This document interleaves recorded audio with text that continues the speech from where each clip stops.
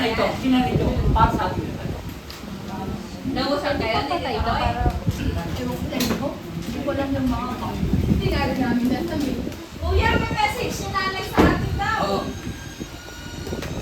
Nag-uusap ako sila dito. Message na ni nanay. Wait, tayo mo ka na. Sa akin pa, sige, luhay mo sana ako.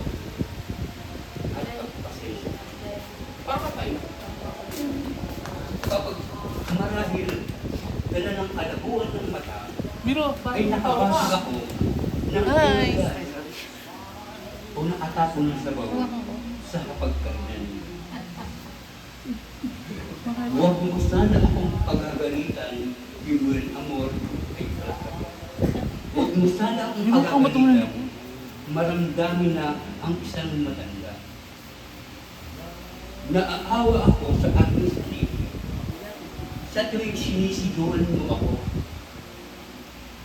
At kapag naman, mahina na ang tenga ko,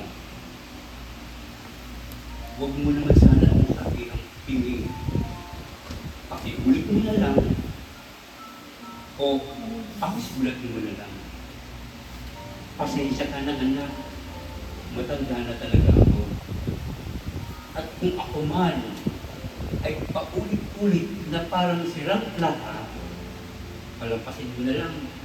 At pag napikon ka na, huwag mo lang sabihin, can you stop it please? Nasatandaan mo pa ba anak, noong bata ka pa? Kapag gusto mo ng lobo, paulit-ulit mong sasabihin yun. Maghapon kang mangulit hanggang hindi mo nakukuha ang gusto mo. Pag pasensya mo na rin ang aking amoy. Amoy matanda, amoy luka. Huwag mo sana akong pilitin maligo. Mahina na ang aking Ay, katawan. naiiyak naman ako lang.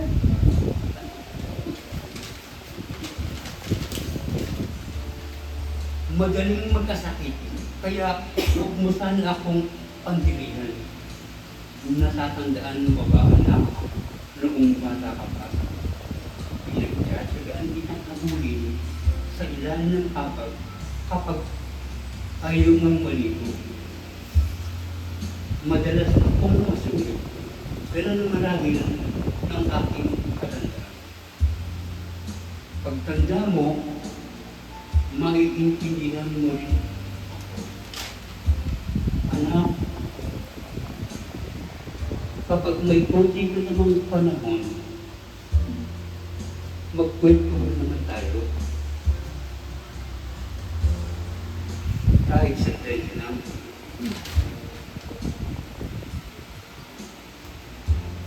Inip na kasi ako sa bahay. Pakiwari ko, maghapon akong walang kausap at kahit meron.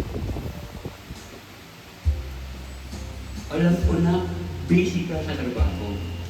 Ngunit nais kong malaman mo na sabik na ako.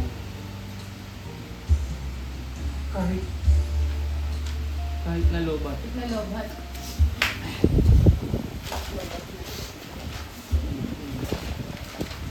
Kaya, o lalakan ko na.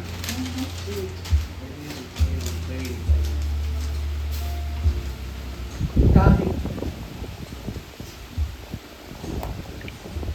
Malabo na ang kahit hindi ko kapag may konti ka namang panahon, magkwentuhan naman tayo. Kahit sandali lang. Tinip na kasi ako sa bahay. Pakiwari ko, maghapon akong nag-iisa walang kausap kahit meron. Alam ko na, busy ka sa trabaho. Ngunit, nais kong malaman mo na sabik na ako. Kahit alam kong hindi ka interesado sa mga kwento ko. Natatandaan mo pa ba anak, noong bata ka pa, pinagtsatsagaan kong pakinggan at intindihin ang pautal-utal mong kwento tungkol sa iyong laruan. At sa sandaling na ako'y magkasakit at maratay sa balig ng karamdaman, huwag mo sana akong pagtatawanan o pagsawang alagaan. Pagpasensyahan mo sana kung ako man ay maigip o madumi sa ligaan. Pagtiyagaan mo sana akong alagaan. Total naman, hindi na ako magtatagal sa mundong ito hanggang 100 na lang, mabuhay ka na hanggang gusto mo.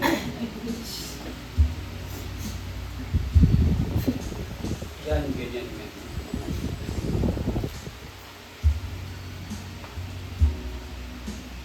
At kapag dumating na ang sandali ng aking pagpanaw, Ba't huwag isa yung lubig? hawakan mo sana ang aking kamay Alam naman niya? upang bigyan ako ng lakas ng loob na harapin ang kamatayan. Pero huwag kayong mag-alala. Kapag kaharap na niya ang Diyos, bubulong niya sa Diyos na pagpalain kayong lahat dahil naging mapagmahal kayo sa inyong ama at ina. Salamat. Kung meron bang may ganun ka. Maring di gusto ng iba kasi ako pag-usapin din ng termo. Ang ay Oh, sige na, next. Sino ba? Kala nyo so pagkatapos kung medyo naging teary-eyed tayo, pwede ba dito naman? Oh, ikaw lang di pa nakaka-recover sa iyak ka eh. Hindi, okay yun naman. Hindi magpa-perform si Hana, saka yung mga tropa niya. Tropical.